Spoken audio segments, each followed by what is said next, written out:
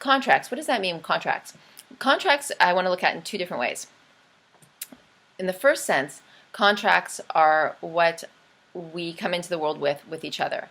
So there are those contracts that they're like pre-life contracts, and we run into certain people in our lives for various reasons, and there's certain there's energetic exchanges based on that.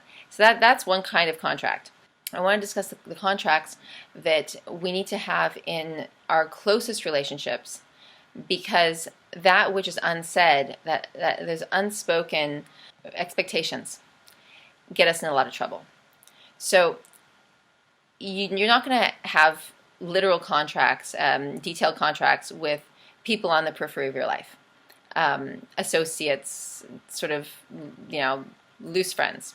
But the closer your relationships, the more you need to have, and even like your kids and stuff, you wouldn't necessarily write contracts with your kids, but with your spouse, with your significant other, with your parents sometimes, where you feel you need them, where you feel that there's any kind of dysfunction and any codependency that you want to correct. It bears discussing, sometimes writing down, sometimes just discussing, and really clarifying what the exchange is in the relationship.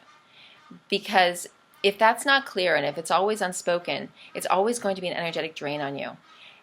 The expectations that you don't want to live up to, and that you're maybe projecting on someone else that they don't want to live up to, if those can just be worked out in a conversation, like writing them down is a little bit extreme, but it can have a place.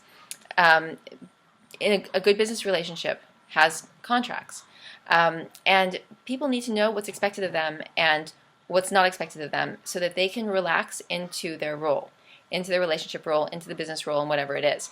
And it really only matters if it's a critical part of your life.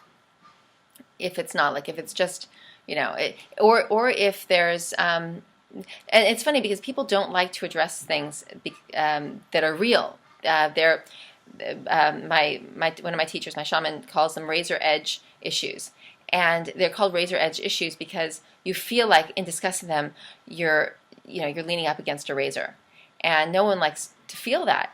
But it's only like that until you bring it out into the open, until you discuss it, until you open it up.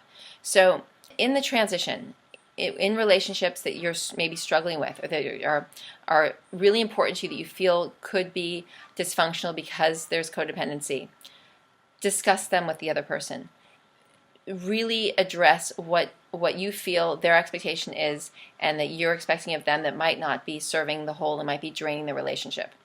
It's very, very helpful.